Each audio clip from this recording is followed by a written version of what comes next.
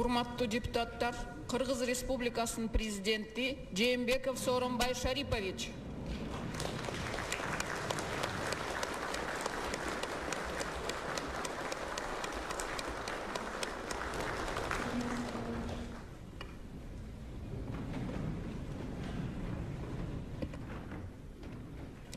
Рахмат, урматтуу депутаттар. Орын алсаңыздар. Урматтуу депутаттар, 2018 жылдын 25 апрелинде Кыргыз Республикасынын жаңы дайындалган өкмөт мүчөлөрүнүн ант берүү аземине Кыргыз Республикасынын тышкы иштер министри Абдылдаев Эрлан Бекешевич иш сапарына байланыштуу катыша алган эмес. Кыргыз Республикасынын өкмөтү жөнүндө Кыргыз Республикасынын конституциялык мыйзамынын 7-чи беренесине ылайык Кыргыз Республикасынын өкмөт мүчөлөрү өз кызматына киришип жатып, Кыргыз Республикасынын президентинин жана жогорку кеңешинин депутаттарын катышуусуна ант берүүгө тийиш. Андыктан ант берүү үчүн Кыргыз Республикасынын тышкы иштер министри Абдылдаев Эрлан Бекешевичти борбордук трибунага чакырамын. Келиңиз.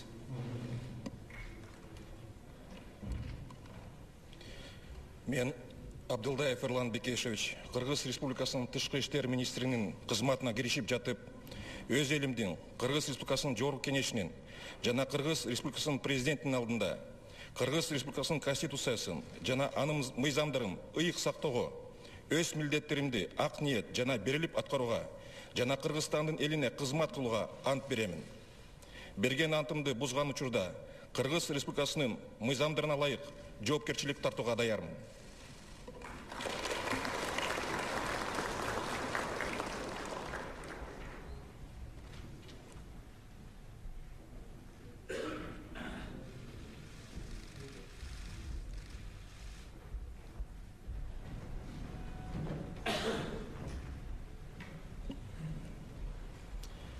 Эми урматтуу депутаттар, кайрылуу жасоо үчүн сөз Кыргыз Республикасынын президенти Сооронбай Шарипович Жээнбековго сөз берилет.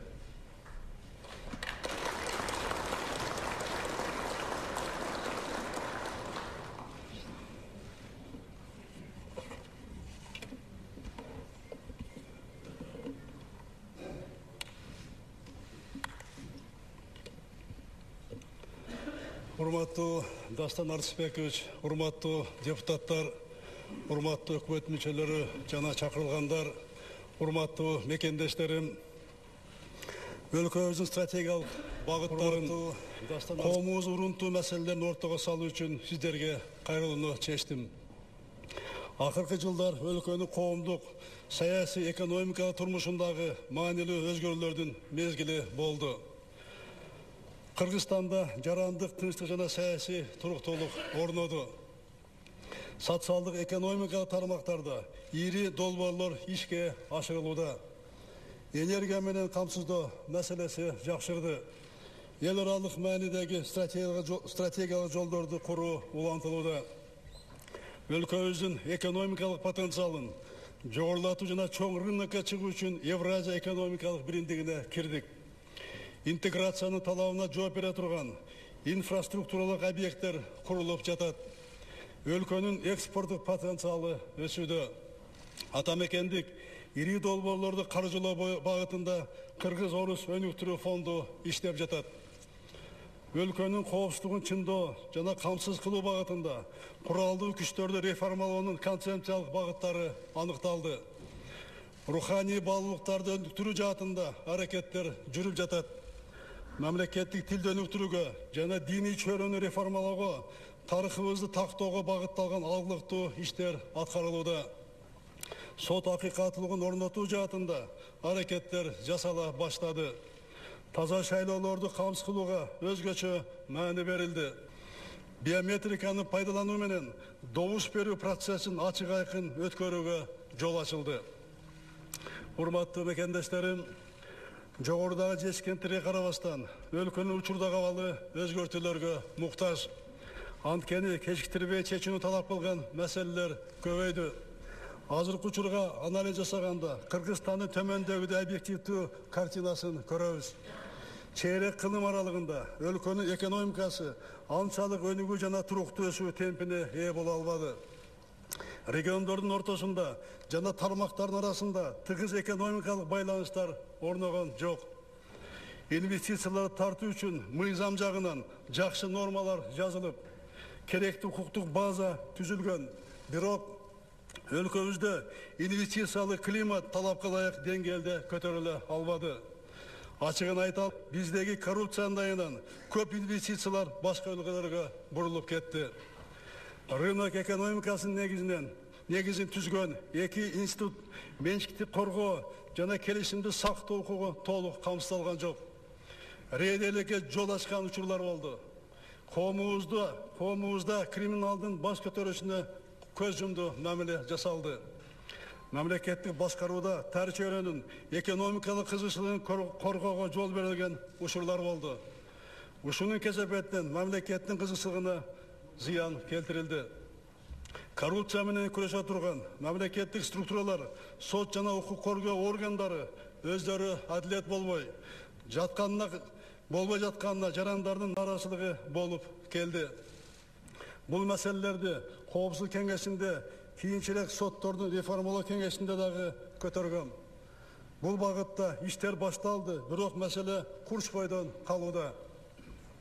Өлкөбүздө өтө зарыл маселе ички иштер органдарын реформалоо абдан кечигип жатат. Мыйзамсыз ишмерликтен пайда болгон акчалардын көлөмү чоңойду. Бюджет саясаты калктын басымдуу көпчүлүгү жашаган элеттин кызыкчылыгын арткы планда калтырып, региондорду өнүктүрүү маселесине актуалдуулугу жаралды. Салык жана бажы саясаты бул органдардын ачык айкын коррупциясыз иштөөсүн камсыз кыла алган жок. Ар кандай көмүскө схемалар мамлекеттик бюджетке залалын тийгизди. Алардын кесепети социалдык маселелерди чечүүгө кедерги болду. Энергетикадагы негизги фонддор эскирди. Системанын карызы өтө улуттуу өлчөмгө жетип олтурат. Бул тармакты башкарууда орун алган коррупциялык көрүнүштөр дагы эле жойула элек. Ыраттуу тариф саясаты ишке ашырылбай келет. Жарандарыбыздын билимге, илимге болгон муктаждыктарына, эмгек рыногунун талаптарына ылайык билим берүү системасын реформалоо муктаждыгы келип чыкты. Билимдин сапатын камсыз кылуу, жаштардын илимге кызыгуусун күчөтүү маселеси толук чечиле элек. Саламаттык сактоо багытында максат катары белгиленген айрым көрсөтүктөргө жеткен жокпуз. Энелердин жана балдардын өлүмү жогорку бойдон калды. Калкты дары-дармектер менен камсыздоону башкаруу жана каржылоо талаптагыдай болгон жок. Жарандарга мамлекеттик медициналык кызмат көрсөтүүнүн сапаты төмөн бойдон калды. Калкты социалдык жактан коргоодо ачык айкындыкты, деректүүлүктү камсыз кыла албадык. Жөлөк пул алуучулардын категориясы өтө көп бойдон калды. Бардар жашаган адамдарга да жөлөк пул берилген учурлар жок эмес. Урматтуу депутаттар, жогоруда айтылган жагдайлар жаңы тарыхый өзгөрүүлөрдүн зарылдыгын шарттайт, жаңы милдеттерди коет. Азыр дал ушул учурда адилеттүү бийликти, ынтымактуу коомду түзө турган тарыхый мүмкүнчүлүк жаралды. Биз ушул шартты колдон чыгарбай, өлкөнү өнүктүрүү максатында жетишибиз керек. Ошондуктан бийликке байлык эмес, урпактардын урматына, алардын жаркын келечегин жаратууга умтулалы. Таза пейил менен адилет коомду куралы, жаштарыбыз энсеген мамлекетти түзөлү. Алар сыймыктануу менен жашай турган өлкөнүн келечегин түптөйлү. Ал кандай өлкө болушу керек? Коррупциядан арылган бийлик, адилеттүү сот, өнүккөн аймак, таза шайлоо, ынтымактуу коом, дени сак улут, сапаттуу билим, күчтүү рух, бакуга тартып, жөнөкөй адамга, коомдун бардык катмарына чейин ушул милдетти жашообуздун негизи маңыз деп баалашыбыз зарыл. Алдыга койгон бул максаттарга элдин биримдиги жана бийликтин тазалыгы менен гана жете алабыз. Жогорку кеңеш, өкмөт жана сот бийлиги менен бирдикте жалпы коомчулуктун колдоосу болгондо гана ишке ашырабыз. Ошол максаттар, келечек пландар, ойлор менен бөлүшүү үчүн парламенттин трибунасы аркылуу жалпы мекендешериме кайрылгым келет. Кайрылып жатам. Урматтуу мекендештерим, Жақынқы жылдары Қырғызстандың жарқын келешегін қамсыз кылчу негизги максаттар катары төмөнкүлөрдү ишке ашыруу зарыл. Биринчиден, ар бир адамдын укугун сактаган мамлекетти ар ким өз укугун сакталышына терең ишенген коомду курууга тийишпиз. Адам укугун бузам дегендерге аеосуз күрөш жүргүзгөн адилеттүү бийликти түзүү зарыл. Ал үчүн чечкиндүү реформаларга барышыбыз керек. Алардын эң маанилүүсү бул сот реформасы. Бул өлкөбүздүн келечегин жана жарандардын жашоосун өзгөртө турган реформа. Адилет коомду түптөй турган реформа. Биз үчүн 2019 жыл өзгөчө жыл болот. Коомдун жана мамлекеттин турмушундагы жаңы этап башталат. Сот реформасы коомду позитивдүү өзгөрүүлөргө алып келет. Бул жаңы өзгөрүүлөр дегенimiz соттук укуктук шөйрөнү тескей турган жаңы кодекстер жана мыйзамдар күчүнө кирет. Өлкөбүз ошол жаңы нормалар менен жашоону баштайт. Сотторду реформалоо боюнча кеңештин жакында өткөн жыйынында мамлекеттик органдарга ушул жылдын аягына чейин аткарыла турган иштер боюнча так тапшырмалар берилген. Үлгүрбөй калды деген шылтоо кабыл алынбайт. Бул реформаны саботаж кылгандарга катуу чаралар көрүлөт. Талап катуу болот. Баарыбыз ушул олуттуу бурулушка даяр болушубуз керек. Өкмөт бул ишке зарыл болгон каражатты бөлсүн, өлүгүн эсебинен үнөмдөбөйлү. Мамлекеттик органдар жаңы талапка ылайык окутуу жана башка тиешелүү даярдыктарды көрсүн. Жогорку сот судьялардын жаңы мыйзам нормаларын ишке ашырып, жаңы шартты иштөөсүн камсыз кылыш керек. Судьялар, прокурорлор, тергөөчүлөр, адвокаттар, милиция кызматкерлери 2019 жылдын 1-январынан баштап жаңы тартипти жана реалдуулуктун шартында иштөөгө милдеттүү. Бул реформалар эң оболу жарандын укугун коргоого үчүн жасалып жатат. Коомчулук колдон келген бардык көмөгүн көрсөтүшү зарыл. Өзгөчө басым менен белгилеп кетейин, жаңы кодекстерди жана мыйзамдарды ишке ашыруу формалдуу түрдө болбош керек. Кодекстерде камтылган концепция бурмаланбай, кынтыксыз ишке ашырылышы зарыл. Бул багытта дагы бир орчундуу милдет күч структураларын реформалоо ишке ашыруу.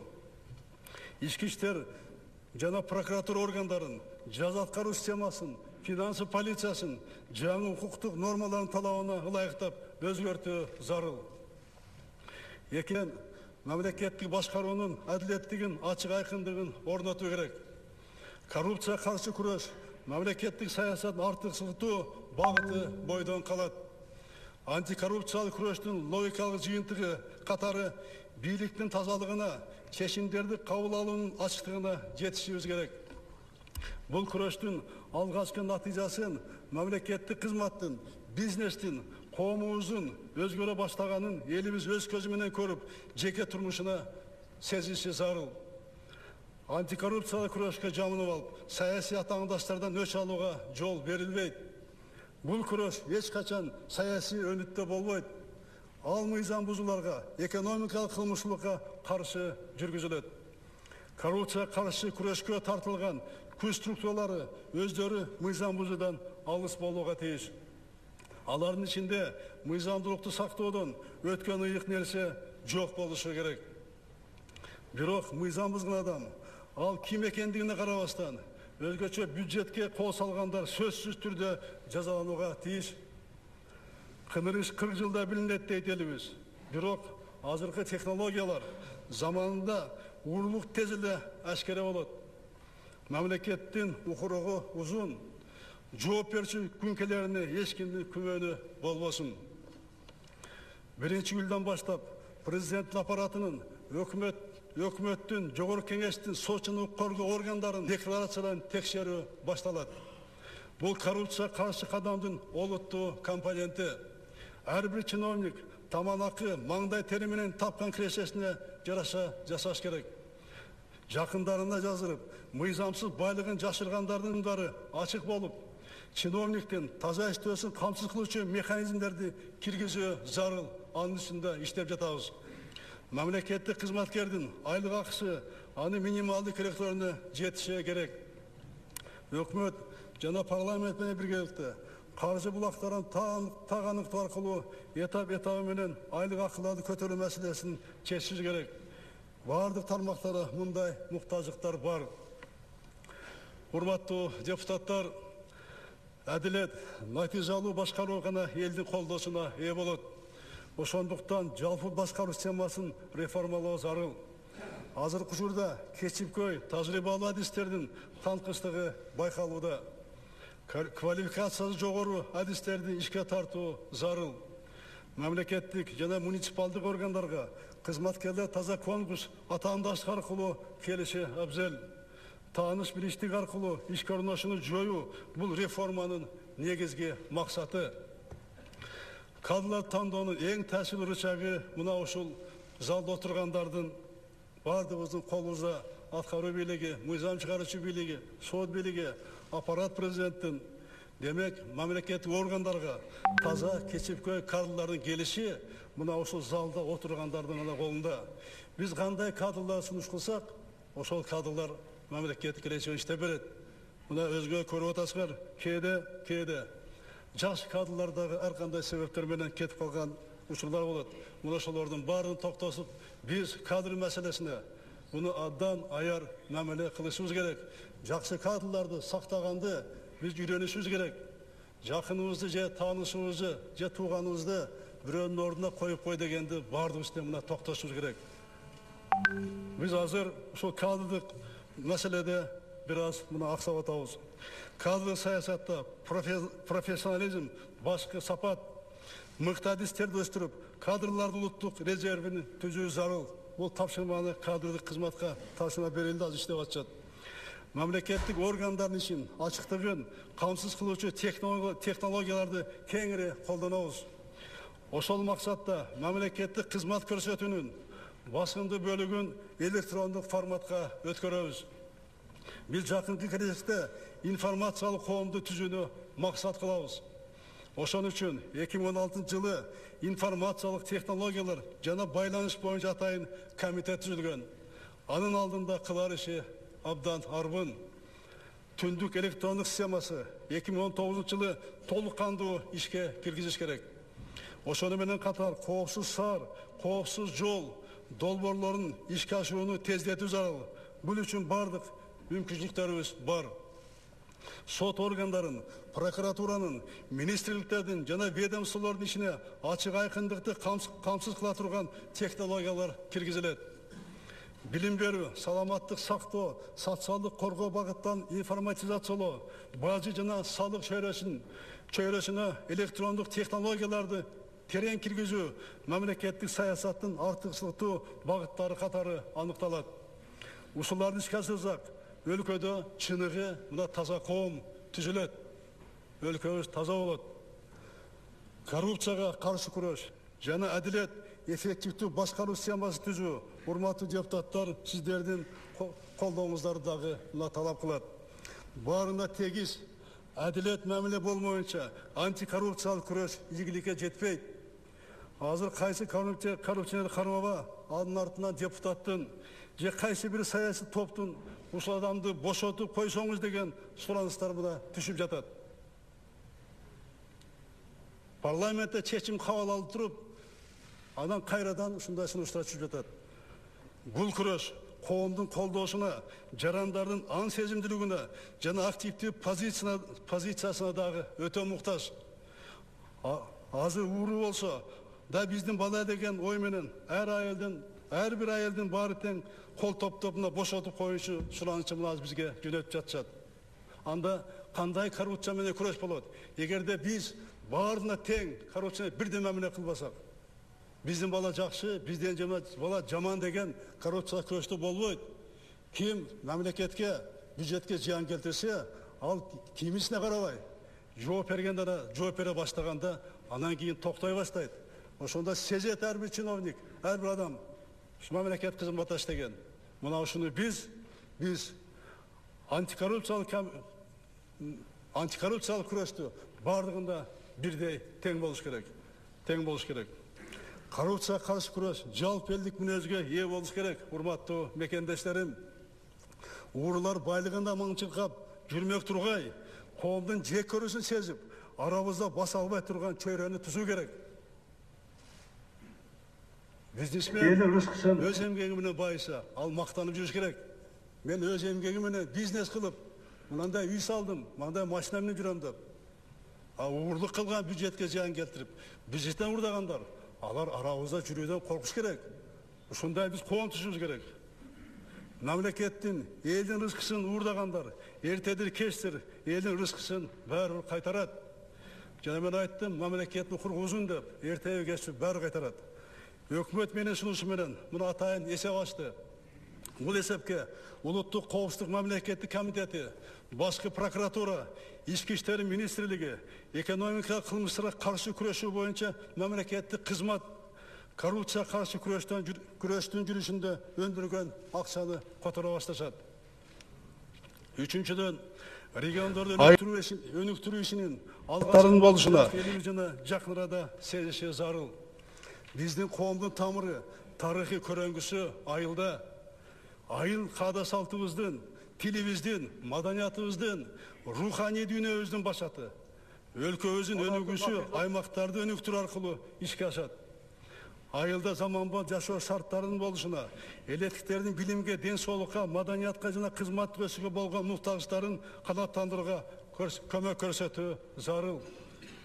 Бюджеттик саясатты региондорду өнүктүрүү максатына шайкеш келтирүү керек. Тышкы инвестицияларды жана гранттарды тартуу, аларды натыйжалуу пайдалануу абдан маанилүү. Парламент менен өкмөт жергиликтүү бийликтин укуктарын жана жоопкерчилигин кеңейткен мыйзамдардын пакетин кабыл алууга тийиш. Жергиликтүү бийлик башкаруунун реалдуу механизме ээ болушу өтө маанилүү. Ошондо өнүгүү болот. Ошондо алар дагы жоопкерчилик алат. Өз милдеттерин аткара баштайт. Өкмөттүн күнүмдүк функцияларынан бөлүп, региондорду өнүктүрүү боюнча функцияларын өзүнчө тактоо максатка ылайыктуу. Төмөнкү долбоорлорду ишке ашырууну өкмөт өнүктүрүү милдеттери катары аныктоо зарыл. Калкты конуштарды тазасуу менен камсыз кылуу, республиканын аймактарын ирригациялоо, айыл жеринде кайрылтүүчү ишканаларды куруу, жыйырма таяныч шаарларды өнүгүү точкаларын түптөө, ар бир айылды информатизациялоо, элиталуу үрөн жана урук чарбаларын өнүктүрүү, өлкөнүн аймактарын газификациялоо, спортту жана сергек жашоону жайылтуу. Албетте, көптөн бери айтылып, бирок аткарылбай келаткан административдик территориялык реформаны ишке ашыруу актуалдуу. Аймактардын арасындагы диспропорциялар, жергиликтүү бийликтин өнүгүү функцияларын аткара албагандыгы бул реформанын зарылдыгын шарттайт. Эл тарабынан да, депутаттар тарабынан да бул реформаны жүргүзүүнүн ар кандай жолдору сунушталып келет. Менде дагы бул боюнча өзүмдүн ойлорум бар. Менин жарлыгым менен бардык бийлик бутактарынын өкүлдөрүнөн камтыган жумушчу топ түзүлөт. Жумушчу топ дыккат анализ жүргүзүп, бул иштин жакшы жагында, тобокелчигинде объективдүү изилдеп чыгышы керек. Алдын ала кылчу иштер аткарылып, аймактарды өнүктүрүү пландары, өнүгүүгө локомотив болчу зоналар такталышы зарыл. Жумуш топтун иш жыйынтыгын жогорку кеңеште карап, талкуулап, чогуу чечим кабыл алууга тийишпиз. Менин президенттик ишмердүүлүгүмдүн алкагында бул маанилүү реформаны ишке ашырабыз. Бул реформанын эң негизги максаты элге ыңгайлуу шарт түзүп, мамлекеттик башкаруу вертикалын оптималдаштыруу. Төртүнчүдөн, өнүгүүгө негиз болчу улуттук долбоорлорду ишке ашырабыз. Рынок шартында инфраструктурага мамлекет өзгөчө көңүл бурушу керек. Кыргызстан автомобиль жана темир жолдорду курууга, электр жана байланыш түйүндөрүн жакшыртууга муктаж болуп турат. Булар өлкөнүн инвестициялык жагымдуулугун арттыруудагы негизги факторлорго кирет. Инфраструктуралык туңгуюктан чыгып, биз Кытайдан тартып, Евразиянын деңиз портторуна чейин жеткен транзит өлкө болуп калышыбыз зарыл. Ошондуктан Улуу жибек жолунун алкагындагы эл аралык долбоорлорго активдүү катышабыз. Өлкөнүн экономикасын өнүктүрүүгө түрткү болуп, жарандардын жашоосун жакшы жагына өзгөртө турган орто жана узак мөөнөттүү инфраструктуралык долбоорлорго төмөнкүлөр кирет. Кытай, Кыргызстан, Өзбекстан темир жолу, түндік түштік альтернатива жолы, Ысык-Көл айланма жол алқағы, Сусамыр Талас Тараз жолы, Жалабад Маданият жолы, ішкі авиа қаттамдарды қалуына келтіру. Ұзақ мөнетті ішке тұрған долбоордың ішінен Қытай, Қырғызстан, Өзбекстан темір жолын құру бойынша пландарға өзгөчө мәні береміз. Жақында Қытайға мемлекеттік визитпенен барып келдім. Ушул долбоорду ишке ашыруга кызыктар өлкөлөр менен сүйлөшүүлөр болуп жатат. Россия Федерациясы менен да бул теманы талкуулап, позицияларды такташып жатабыз. Урматтуу мекендештерим, жараткан берген өтө бай суу энергетикалык потенциалыбыз бар. Биз бул потенциалдын 10%-ын гана пайдаланып жатабыз. Келечекте экономик өнүгөт, энергетика болгон муктаждык өсөт, электр кубаттуулугун жетиштүү көлөмдө өндүрүү муктаждыгы пайда болот. Ошондуктан төмөнкү долбоорго өзгөчө көңүл буруу зарыл. Токтоол кесин модернизациялоо, Камбар-Ата 1 жана Камбар-Ата 2, жогорку нарын кестеринин каскады, Каракечи жылуулук электр станциясы, Касамин эл аралык долбооруна катышуу, кичи жана альтернативдик энергетика. Жеңил өнөр жайында биздин эл аралык атааңдашка туруштук бере ала турган потенциалыбыз бар. Бул тармакты колдоо боюнча активдүү иштерди 2016-жылы баштадык эле, бул уланышы керек. Текстиль жана тигүүчүлүк багытындагы технополисти курууга шарт түзүү зарыл. Азыркы учурда туризм өнүктүрүүнүн мааниси чоң. Туризм тармагы бир гана жайкы туризмге байлап койбостон, аны кеңейтип, жыл бою жүргүзүлө турган кирешелүү тармакка айландырууга толук негиз бар. Тоо-кен тармагындагы табигый артыкчылыгыбызды толук кандуу пайдалануу керек. Бул тармак кичи шаарлардын, айылдардын өнүгүшүнө, жерлерде жумуш орундан көбөйтүүгө багыттайт. Тоо-кен чөйрөсүн өнүктүрүүгө бөгөт болуп жаткан көрүнүштөрдү жоюу зарыл. Экологиянын сакталуусу негизги талап болушу абзел. Баарыбызга маалым, бул иштер кээде саясатташып, инвестициялык климатка терс таасирин тийгизип жатат. Ошондуктан тиешелүү органдар инвестор менен бирге жергиликтүү элге түшүндүрүү үчүн жеткиликтүү жүргүзүшү керек. Кен байлыктарды иштетүүнү, жергиликтүү элдин турмушун жана аймактардын инфраструктурасын жакшыртууга максимдүү багыттоо зарыл. Жалпы инвестициялык климатты жакшыртуу иши актуалдуу бойдон калууда. Инвестор үчүн эң негизгиси бийлик органдарынын тазалыгы, сот системасынын адилеттүүлүгү керек. Текшерүүчү органдардын бизнес ишине ыксыз киришүүсүн токтотуш керек. Алар жазалоочу эмес, өнөктөштүк функцияларын аткарууну көздөсө, бизнеске жакшы шарт түзүлөт. Негиз эле мамлекеттик кызматкер менен ишкердин ортосундагы коммуникациянын жаныятын калыптандыруу зарыл. Бизнеске тоскоол болуп, коррупциялык мотив менен ишкерлерге басым жасаган чиновниктер катуу жазага тартылууга тийиш. Деги эле бизнести муунтканды токтотуу керек. Ушуга жете салсак, анда бизнеске жаңы дем, жаңы мүмкүнчүлүк беребиз.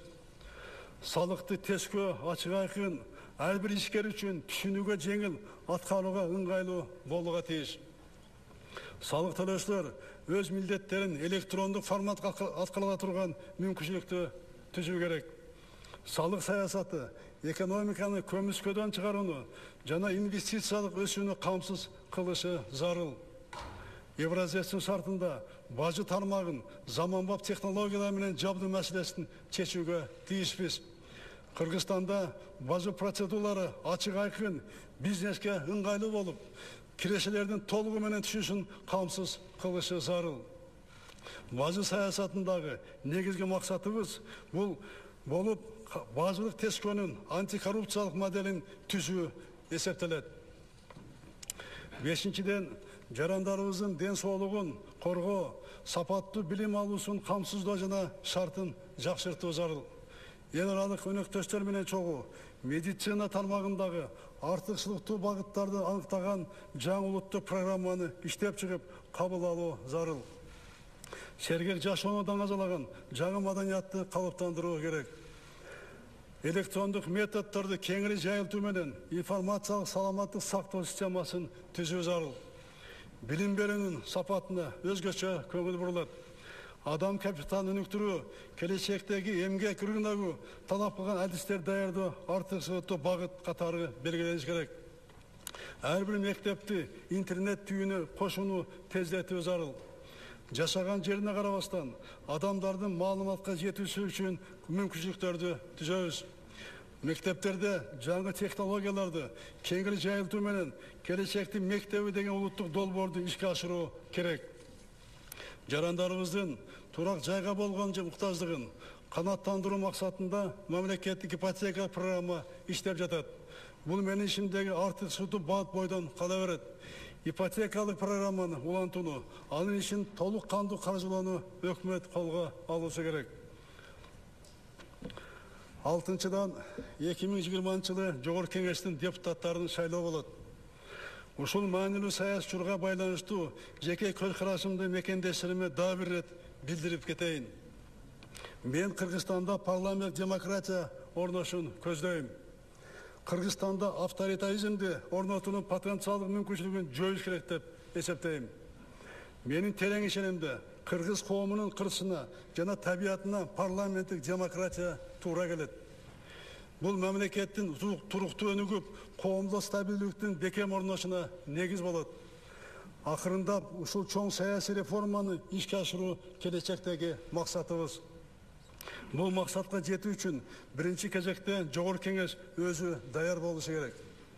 Өлкөнүн келечегине, өсүп өнүгүшүнө, жарандарыбыздын жакшы жашоосуна жеткирүүчү багыттарды аныктап, өкмөт менен чогуу жоопкерчиликти моюнга алып иштөөсү зарыл.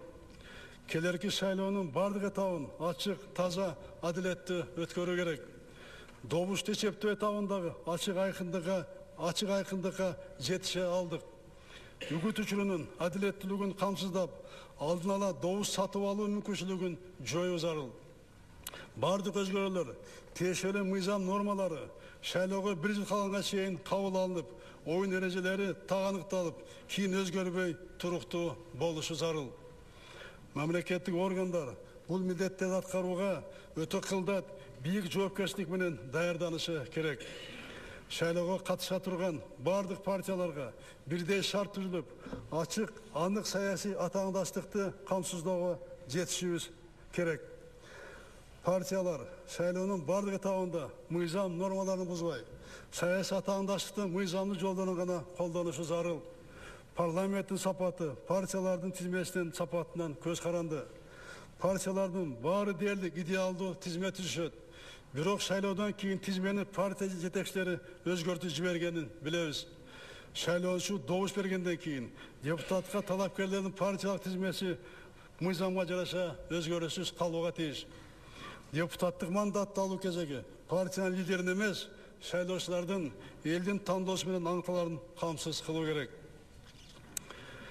7-ден тышкы саясаттын артыкчылыктуу багыттары Кыргызстандын кызыкчылыгын коргоого, элибиздин турмушун жакшыртуу, коомубуздун ар бир жарандын коопсуздугун камсыз кылуу, өлкөбүздү өнүктүрүү максаттары менен аныкталат.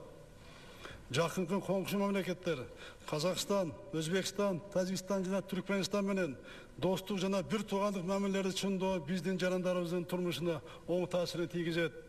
Бул жагдайды тышкы саясаттын артыкчылыктуу багыттарынын бири катары баалайбыз.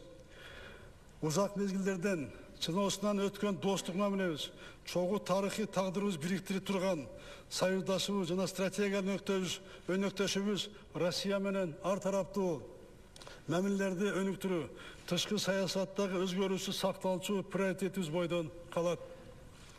Жакынкы коңшубуз Кытай Республикасы менен болгон мамилебизди стратегиялык деңгээлге көтөрдүк. Кытай менен кызматташуу аркылуу экономикасынын өнүгүшүнө, технологиялык жаңыланууга жетишүү керек. Туркия, Япония, Корея, АКШ, Европа бириндигине кирген мамлекеттер жана араб өлкөлөрү менен эки жана көп тараптуу жакшы мамилелерди өнүктүрүүгө аракет кылабыз. Евразеске мүчө мамлекет катары чоң рынокко экспорт жасоо мүмкүнчүлүгүн максималдуу пайдаланышыбыз зарыл. Өлкөнүн транзиттик жана өндүрүш потенциалын өстүрөбүз. Ошол учурда интеграциялык механизмдерди биздин мигранттарыбыздын кызыкчылыгын коргоонун прагматикалык куралы катары пайдалануу керек. Тийиштүү мамлекеттик органдар чет өлкөлөрдө эмгектенген ар бир жараныбызга укуктук шарт түзүп берүүдөгү бардык күч аракеттерин жумшоого тийиш. Бул биримдикке өлкөбүздү интеграциялоо приоритеттүү багыт бойдон калат. Шанхай кызматташтык уюму жааматтык коопсуздук келишим уюмдарындагы мүчөлүгүбүз биринчи кезекте Кыргызстандын улуттук коопсуздугун, чек араларыбыздын кол тийбестигин, терроризм коркунучун жоюуну камсыз кылуу максаттарын көздөйт. Урматтуу мекендештерим, урматтуу депутаттар, жыйынтыктап айтарым, аткара турган ишибиздин эң негизги багыты бул коомубуздун ынтымагы, биримдиги. Өлкөдөгү саясий туруктуулук көздүн карегиндей сактоо, туруктуу өлкө гана инвестиция келет, ынтымактуу өлкө гана натыйжалуу өнүгө алат. Коомдогу биримдикти күчөтүү баарыбыздын көңүлүбүздүн борборунда болушу зарыл. Азыр өз кызыкчылыгын көздөп, коомубузга бөлүнүп, жарылынын өрөөнүн себеп аракет кылгандар бар. Аларга акыл парасат менен мамиле жасап, тынчтыкты баарынан жогору коюуга тийишпиз. Коомубуздун бардык катмарлары биргелешип, бир эл, бүкө катары аракет кылышыбыз зарыл. Улутубузга, тилибизге, динибизге, жашаган жерибизге, саясий көз караштарыбызга карабай, баарыбыз тең мен кыргызстандыкмын деген күчтүү жарандык сезим менен жашоого милдеттүүбүз. Урматтуу депутаттар, азыр айтылбай калган багыттарыбызды Кыргызстанды 2040 жылга чейин өнүктүрүү стратегиясын караганда талкуулайбыз.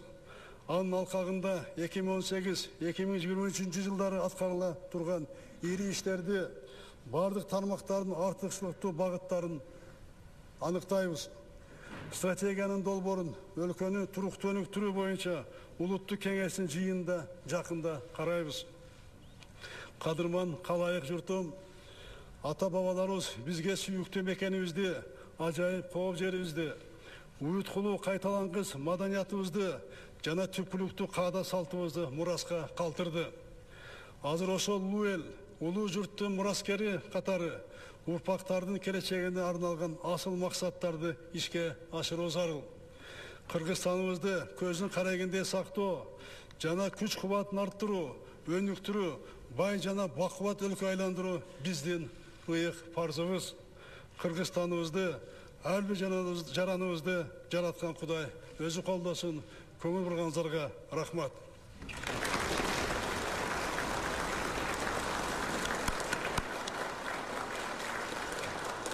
Рахмат, урматтуу Сооронбай Шарипович.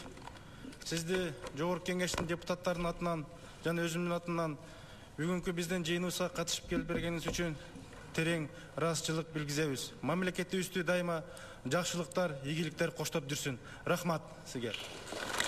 Рахмат, урматтуу депутаттар, мына эми бир жумадан кийин биринчи июлдан ишиңерди аяктап шайлоочулар менен жолугушка чыгасыздар. Жакшы жолугуп, 1 сентябрга күчкө толуп, чогуу бүгүнкү айтылган сөздөрдү шайлоочулар менен жолукканда аерден сунуштар айтылат, көп маселелер коюлат. Ошого ишке ашырганга чогуу иштейли. Чоң рахмат, эсен аман жолукканга чейин. Чоң рахмат.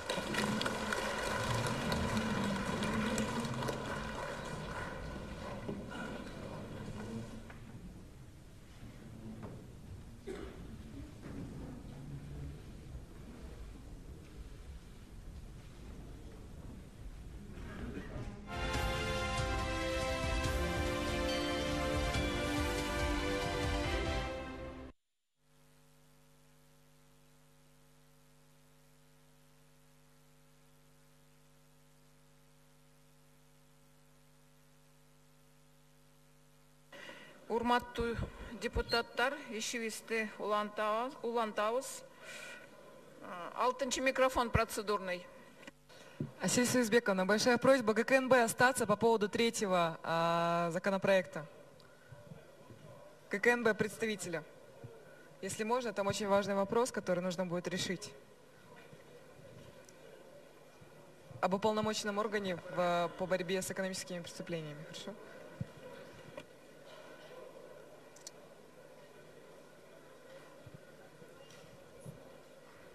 Благодарю. Айсулу Турузбековна, у нас по каждому вопросу есть приглашенные, поэтому я думаю, по этому вопросу есть, соответственно, приглашенные лица. Спасибо. Бүгүнкү күн тартибиндеги кийинки маселени кароого өтсөк, экономикалык кылмыштарга каршы күрөшүү жөнүндөгү ыйгарым укуктуу орган жөнүндө мыйзамдын долбоору 3-окууга киргизилет. Демилгечи өкмөт укук тартиби, кылмыштуулук менен күрөшүү жана коррупцияга каршы аракеттенүү боюнча комитет караган. Баяндамачылар: Никитенко Наталья Владимировна, укук тартиби, кылмыштуулук менен күрөшүү жана коррупцияга каршы аракеттенүү боюнча комитеттин төрайымы; Таиров Бакир Дуулатович, экономикалык кылмыштар менен күрөшүү боюнча мамлекеттик кызматтын төрагасы. Сөз баяндамачыда. Рахмат. Уважаемые коллеги, Комитет по правопорядку, борьбе с преступностью и противодействию коррупции Чогорку-Кенеша Кыргызской Республики, рассмотрев в третьем чтении проект закона Кыргызской Республики об уполномоченном органе в сфере борьбы с экономическими преступлениями, инициированный постановлением правительства Кыргызской Республики от 30 марта 2018 года, принял решение поддержать, одобрить и внести на рассмотрение в третьем чтении. Данный законопроект, хочу отметить, к третьему чтению был приведен в соответствие с заключением лингвистической экспертизы отдела аппарата Чогорку-Кенеша Кыргызской Республики, где были устранены определенные грамматические, стилистические, редакционные ошибки. Законопроект, уважаемые коллеги, идет в третьем чтении. Это принципиально важный законопроект. Только сейчас президент Кыргызской Республики Сооронбай Шарипович отметил значимость реформы, проводимой в правоохранительных органах, которые призваны бороться с коррупцией. И на сегодняшний день принятием данного закона описываются определенные условия работы ГСБЭП, закладывается основа для работы данного органа в рамках законодательства. Поэтому комитет просит поддержать в третьем чтении данный законопроект. Рахмат, урматтуу депутаттар, баяндама бүттү. Суроо бар болсо, суроо бериңиздер. Суроо жок. Анда комитеттин корутундусун окуу үчүн сөз Никитенко Наталья Владимировна, укук тартиби, кылмыштуулук менен күрөшүү жана коррупцияга каршы аракеттенүү боюнча комитеттин төрайымына. Рахмат. По итогам обсуждения комитетом принято заключение внести на рассмотрение Чогорку-Кенеша Кыргызской Республики и рекомендовать принять законопроект в третьем чтении. Рахмат. Аталган мыйзам долбоору добуш берүүгө жөнөтүлөт. Күн тартибинде кийинки маселе Кыргыз Республикасынын салык кодексине өзгөртүүлөрдү киргизүү жөнүндө мыйзамдын долбоору 3-окууга киргизилет. Демилгечи өкмөт экономикалык жана фискалдык саясат боюнча комитет караган. Баяндамачылар: Айдаров Саладин Абдираевич, экономикалык жана фискалдык саясат боюнча комитеттин төрагасы; Панкратов Олег Михайлович, экономика министри. Сөз баяндамачыда. Урматтуу депутаттар, сиздердин карооңуздарга өкмөттү тарабынан демилгеленген 2017 жылдын 25 сентябрдагы 605, 2017 жылдын 8 декабрындагы 794 токтомдору Кыргыз Республикасынын салык кодексине өзгөртүүлөрдү киргизүү жөнүндө мыйзам долбоору. Ата мекендик айыл чарба өндүрүшчүлөрдүн колдоо, аларды айыл чарба кооперативтерине бириктирүү үчүн эскепке алууну тартипке келтирүү жана жүйөлөрдү түзүү, ошондой эле соода логистикалык борборлору менен машина трактордук станцияларды өнүктүүнүн колдоо, айыл чарба продукцияларын экспорттоо потенциалын жана айыл чарба өндүрүүчүлөрү менен айыл чарба кооперативдери үчүн жумуштардын жана кызмат көрсөтүүчүлөрдүн жетиктүүлүгүн жогорулатуу, ошондой эле депозиттик төлөм механизмдерин жүргүзүү жана эместиктерди четтетүүгө багытталган редакциялык оңдоолорду киргизүү максатында киргизилет. Комитеттин жыйналышынын жүрүшүндө депутат Асылбаева тарабынан төмөнкүдөй сунуш киргизилди. Кыргыз Республикасынын салык кодексинин 109 беренесинин 4 бөлүгүндө жана андан ары көрсөтүлгөн берененин тексти боюнча баш ийүүчү тастыктоочу борбор тарабынан берилген электрондук идентификатор деген сөздөр аккредиттелген тастыктоочу борбор тарабынан берилген квалификациялык электрондук кол тамгасыз деген сөздөргө алмаштырылсын. Сунуш электрондук цифралык калтама жөнүндө Кыргыз Республикасынын мыйзамына ылайык келтирүү максатында киргизилет. Мыйзам долбоорунун демилгечиси өкмөт сунуш менен макул болду. Комитеттин мүчөлөрү тарабынан сунуш кабыл алынды. Урматтуу депутаттар, экономикалык жана фискалдык саясат боюнча комитеттин корутундусун эске алып, аталган мыйзам долбоорун 3-чү окууда колдоп коюңуздарды суранамын. Ушул мыйзам долбоору боюнча суроолоруңуздар болсо, экономика министри Панкратовго берсеңиздер болот. Рахмат. Урматтуу депутаттар, баяндама бүттү. Суроолор барбы? Суроо жок. Анда комитеттин корутундусун окуу үчүн сөз Айдаров Сайладин Абдираевичке, экономикалык жана фискалдык саясат боюнча комитеттин төрагасына берилет. Рахмат. Кыргыз Республикасынын салык кодексине өзгөртүүлөрдү киргизүү жөнүндө Кыргыз Республикасынын мыйзам долбоору жактырылсын жана 3-чү окууда кабыл алуу Кыргыз Республикасынын жогорку кеңешине сунушталсын. Аталган мыйзам долбоору добуш берүүгө жөнөтүлөт. Күн тартибиндеги кийинки маселе ишкердиктин субъекттерине текшерүүлөрдү жүргүзүүнүн тартиби жөнүндө Кыргыз Республикасынын мыйзамына өзгөртүүлөрдү киргизүү тууралуу мыйзамдын долбоору 3-чү окууга киргизилет. Демилгечи өкмөт экономикалык жана фискалдык саясат боюнча комитет караган. Баяндамачылар Айдаров Сайладин Абдираевич, экономикалык жана фискалдык саясат боюнча комитеттин төрагасы, Ногойбаев Жеңишбек Ашымкулович, транспорт жана жол министринин орун басары. Сөз баяндамачыда.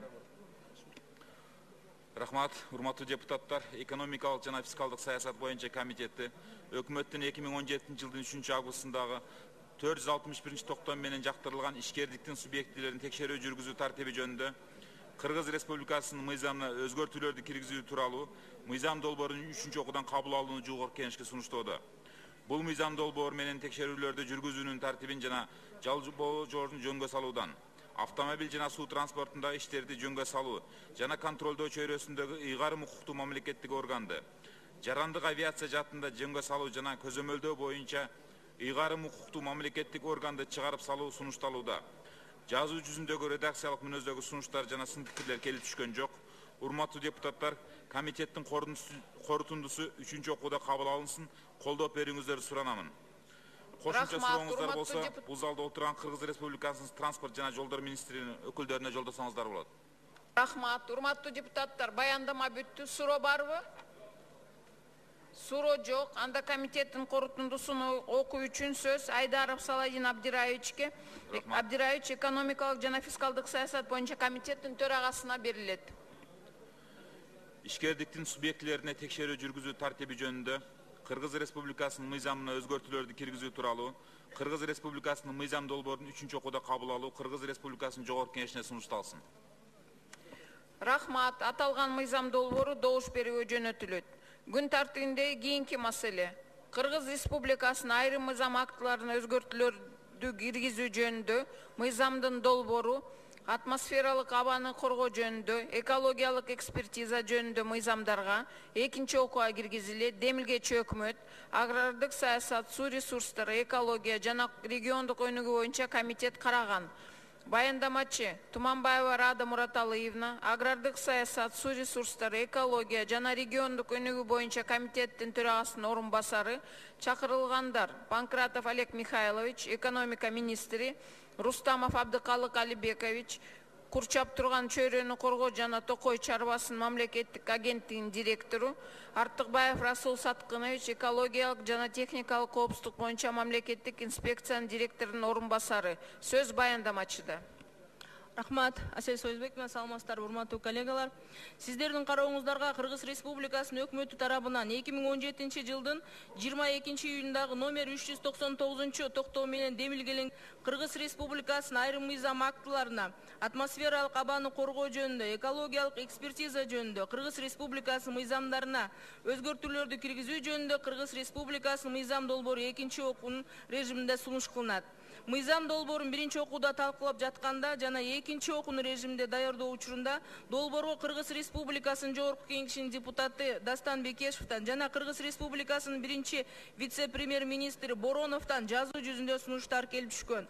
Кыргыз Республикасынын Жогорку Кеңешинин депутаты Дастан Бекешевдин сунушун комитет мүчөлөрү колдоого алышкан жок. Жыйынтыгында комитет тарабынан четке кагылды. Комитет экинчи окууда жактырылсын деген чечим кабылды. Урматтуу коллегалар, өкмөт менен мыйзам долбооруна келип түшкөн сунуштардын жана демилгечилердин бир пикирге болбогонун эки жолу экинчи окуу режиминде каралып атат. Ошон үчүн комитет сунуштайт добуш берүү менен чечүүгө. Рахмат. Урматтуу депутаттар, процедурный биринчи микрофон. Рахмат, Асель Сөзбековна. Урматтуу кесиптештер, бир маселени биз күн тартибине кошуп коюңуздар суранабыз. Бул акыйкатчы омбудсмен маселеси арызы кечээ күнү комитетте каралган, Жогорку Кеңешке сунушталып атат. Рахмат. Рахмат, урматтуу депутаттар, барыңыздар уктуңуз. Депутат Керезбековдун сунушун добушка коем, добуш бериңиздер.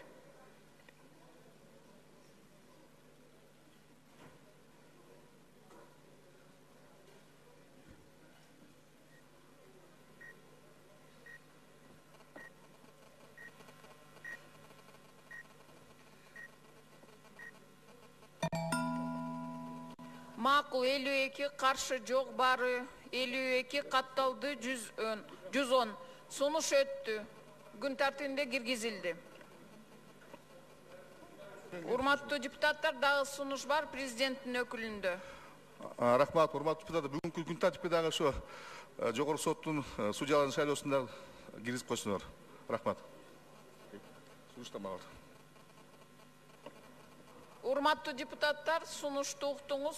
Бүгүнкү күн тартибинде Жогорку соттун судьялары боюнча күн тартибинде киргизүү деп сунуш кылып атат. Президенттин өкүлү, ошону добушка коем, добуш бериңиздер.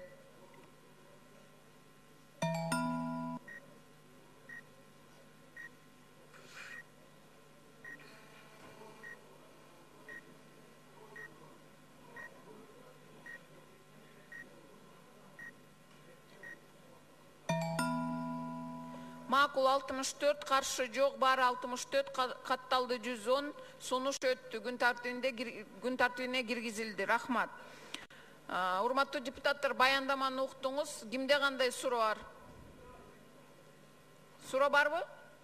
Сөз депутат Рыспаев Кожоек Жайчыбековичке берилет.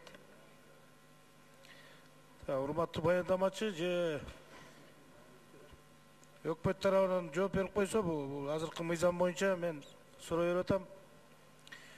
Жана дөңгөлөктөрдү утилизация кылуу боюнчачы айтсаңыздар, кандай иш-чаралар жүрүп атат бүгүнкү күндөчү? Шаардын ичинде, ошо эле Кыргызстан боюнча.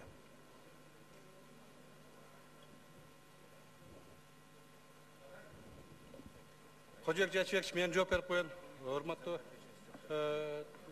төрайым, урматтуу депутаттар, бул мыйзамга бир жагынан тиешеси жок эле.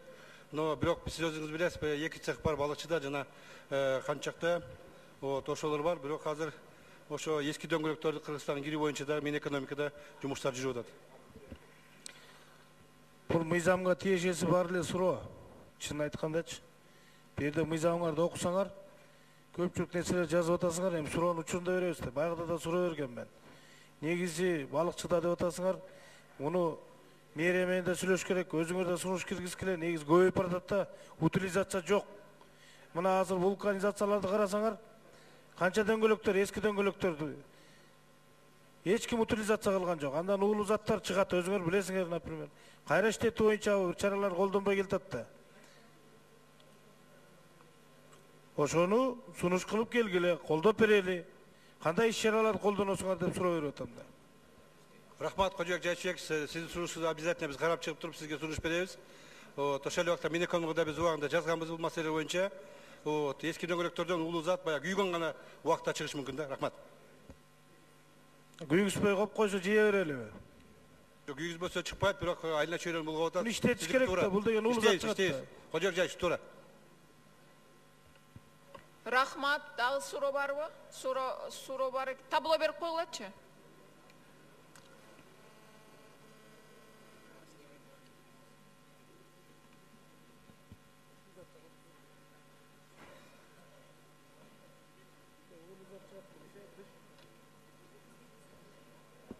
Есть. Депутат Массабиров Талайбек Айтмаматовичті суроо бар екен. Рахмат, Асел Союзбек, құрметті депутаттар.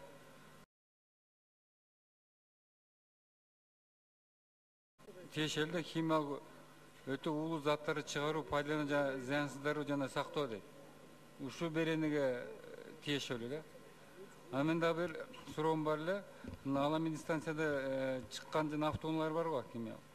Ошолордун кайсы жерде азыр эмне болуп чечилсе? Ал жерден жана химиялык жууп бүткөндөн кийин кайра ошо автоунаалардын ээлери бажы төлөмдөн төрөп алып кетти дейт. Ошонун эмне болду ошо боюнча? Жанагы кызыроого толук чыгарып кетти беле? Же ошол жерде сакталып атабы? Алардан жанагы радиациялык автоунаалар эсептелет да. Ошо боюнча айтып берсең. Бұл маселе өзі көптен бері көтеріліп келген маселе. 200 машина келген, уағында Япониядан радиациямен болғанған. Бирок алардын көбү тазаланып, жеке автоунаа кылган, абдан терең радиациясы бар экен. Ошо боюнча азыр дагы эксперттерди биз чакырып атабыз. Ушуну кандай кылабыз? Эгерде болбосо, аны утилизация кылыш керек деген маселе коюп атабыз да. Калгандарын тазалап бүтүп, ээлерине берилет. Эми утилизация кылганга биздин шарттарыбыз барбы? Кандай кыласыз? Көмөсүңөрбү же кандай? Эми скорее всего немеде захоронение болот да. Захоронение болот. Эгер тазаланбаса, ооба. Бизде барбы захоронение? Эми бизде бар баягы хвостохранилиштер бар. Ошолор менен сүйлөшүш керек дагы. Если болбосо, эгерде болбосо, анда захоронениеге кетиребиз. Эмнеде экинчи статья боюнча экологиялык экспертизанын максатын эки жактын да алып койсо, эмне негизде? Бу жерде мына биз технический регламентке шайкеш кылып алып келип атпайбызбы? Ошон үчүн ошол жерде бүт бар жокко жазып атабыз да. Технический регламентке баягы шайкеш алып келүү боюнча, ошо жогон тутуму боюнча алып келип атабыз да. Себеби дегенде бизге Кыргызстанга өзүңүзгө белгилүү болгондой, ошо технический регламент боюнча определенный жылдары баягы башка төмөн качестводо бензиндер чыгарылып иштеш керек. Ошон үчүн экспертизанын максаты толук алып салдыңарбы? Максаты жокпу, значит, негизде. Максаты бар, бирок бу жерде биз технический регламентте жазылып атпайбы? Бардыгы технический регламентке кол койгондон кийин, биз ошол талаптарга жооп бериш керек. Ошон үчүн соответствие техническим регламентам берип атат. Ошо максаты кайсы бир беренеге киргиздиңер анда? Жок, негизи максаттар бар. Может, сизге башка туура эмес келип калган болуш керек. Максаты ар бир неменин экспертизанын максаты өзү бар. Ошо максаты бул жерде эме көргөзөт. Мен сизге өзүм лично алып келип берейин. Ар бир нерсенин, например, өзүнүн мындай орусча айтканда цели, задача деген бар. Ошол жерде өкмөттүн алып коюпсуңар да. Механически болуп калса керек. ШПС. Анда бир суроо, мен аны сиз өзүңүз көзөмөлгө аласыз. Жанагы абактарда жана канализацияны оңдоо үчүн мен сизге мына өкмөткө да ашырып коюмун, мен сизге кайрылдым эле. Ошо жерде элдер айтышондо жанагы життин чыгышы боюнча мындай жаман життер чыгып, канализация оңдолбой бир 3 миллионму 4 миллион тегеренде экен. Мен былтыр эле айттым эле, ушул күнгө чейин чечилбей жатат. Мына каржы министринин төрагасынын орун басары да атат. Ошону эртерээк чечип бербейсизби? Мына азыр ГСИНдин төрагасы менен сүйлөшсөм, акча каражат жок деп атат. Ошо акча каражатты тез арада бөлүп, ошо маселени чечип бербейсиңерби? Жооп бериңиз. Бизге кат келип түшкөн ал боюнча бизде правлениеде каралган чечим чыккан. Эми смета ачылса эле, бизге финансирование ачылса, биздин республиканский фонддон каржыланат. Ошо маселени эртерээк чечип берсеңер, мен ошол жерде элдерге кайрылуу жасап атат да. Рахмат жан. Рахмат. Кийинки сөз депутат Кыдыралиев Умбеталы Токтуралыевичке берилет. Рахмат, Асел Союзбековна. Баяндамачыга да мен айтып коеюн дедим эле. Ошол жана радиационный фон менен келген 184 машинаданчы азыр 22 машина калды. Ошол машиналардын ээси бар да. Абдан бизге көп кайрылышып атат. 184 машинаны эми азыр таможня менен чечип атабыз. Өкмөткө рахмат. Мурунку почта менен растаможка кылып берди. Эми 22 машина боюнча эми бул бирөөнүн немеси да мүлкү бул. Ошону кандай кылабыз? Кандай комиссия түзөсүңөрбү? Чечип бериш керек да. Бул деген билесизби? Канча жылдан болуп атат? 4-5 жыл болуп калды. Бул бир. Каяка ал деген радиационный фон деген каерде? Бизде Кыргызстанда территория барбы? Каяка аны утилизацияны жатасыңар? Эми біз баяғы хостық хранилищелерде баяғы елермен де сөйлешіп отырмыз, Қарабалтағы же ошо Бызырон территориясындағы себедегенде ал жерде очень глубокий загрязнение да. Қалғандарына жеңілдерін тазалап біттік. Эми тигилер тазалаш қиын болып жатты. Да ошо эксперттерди башкаларды чакырып атабыз. Эгерде тазаласак, дагы тазаланганын кайра ошо элерине беребиз. Тазаланбаса анда вынужден баягы утилизацияга жөнөтүшүбүз керек да. Азыр боюнча сүйлөшүп атабыз. Каяка утилизация кылабыз деп. Себеби дегенде хостық хранилищелеринде өздөрүнүн ээлери бар. Алар менен да сүйлөшүш керек экен. Эми биринчиден деген бул жана ошо 22 машинанын ээсинин укугу бузулуп атат. Бул бир. Экинчиден деген бул бүт экологияга, коомчулукка чоң мындай доо кетиши мүмкүн да. Сиздер бул маселени чечпейсиздер. Бул деген радиационный, эми сиз как специалист в этом деле билесиз, бул радиационный фонд, радиация менен вообще шутить нельзя. Бул деген кандай жанандай оорулардын, чоң оорулардын булагы болот булчу. Ошону деген кичине мамлекеттик деңгээлде бир жакшылап чечиш керек барнычы. Жоксо канча жылдан бери көтөрүп атабыз. ээстери бизге келип атат да, эмачы. Сиз мага кат жүзүндө берип коюңузчу. Эмне кыласыз сиз ошону? Макул. Беребиз. Рахмат. Кийинки сөз депутат Рыспаев Кожобек Жачыбековичке берилет. Рахмат, мен дагы жолу бир суроомду берип алайын, тактап туруп. Бул автомойкалар жөнүндө. Мен дагы көйгөйлүү маселе болуп атат да, элден кайрылуулар боюнча, мына азыр өзүңөр айтып атасыздар, атмосфералык абага тийгизүүчү табигый зыяндуу таасирлерге чек коюу боюнча, жана тыюу салуу боюнча. Азыр көчөлөрдү карагыла да, бул Новопавловкадан тартып, Чалдабарга чейин карасаңар, частный скважиналарды коюп алган, жердин астындагы таза сууну чыгарып алыш менен мойкаларды ачып алып, каалагандай жууп атышат. Септик менен жууп атышат. Айерде уулуу заттар бар. Ким жооп берет ушуга? Кандай калып текшерүү жүргүзүп атасыңар? Кандай чагылып запрет коюп атасыңар? Биз келечекте таза сууга мажбур болуп калбайбызбы? Мешет этпегиле да, сулай берип атканда. Ким жооп берет буна? Азыр давайте силер менен биз чогуу чыгалы дажычы. Көчөнүн боюндагы автомойкалар менен барып карасаңар, алар сактайбы тартипчи, сактабайбы? Келечекте биз таза суу ичебизби же жалаң автомойкадан чыккан лай сууларды ичебизби? Көптөгөн ушундай суроолор туулуп атат да элденчи. Баары тең бул эреже менен сакталыш керек да. Например, ошо жеке ишкерлер болобу, кимдер болобу, алар экологияны сакташ керек, жердин астындагы сууну сакташ керек. Ушуга кандай иш-чараларды колдонуп атасыңар? Жунушев Жолушбек, экотекспекция. Кожобек Жачыбекович, биз аларды текшерип, предписание берип атабыз ушулардычы. Эми предписаниеңарды берген менен аны менен бүткөн жок эчтеке. Мен чынын айтып атам да. Муну биз көз чуумуп жүрүп отурсак, эми бул маселе, конечно, бүгүн ал маселеге өтө тиешеси жок, бирок негизи бул маселе орчундуу маселе да. Өтө орчундуу маселе. Толук көзөмөлгө алабыз. Мен көзөмө алганда кантип мындай жыйынтык жок. Же эмне көргөзүп жазыш керекпи? Бул мойкалар текшерилди. Ошонун баарын тең урматтуу өкмөт мүчөлөрү, ошо тиешелүү органдар текшерип, көзөмөлгө катып алыш керек, болбойт. Рахмат. Урматтуу депутаттар, саат 11 болду. 15 мүнөттөн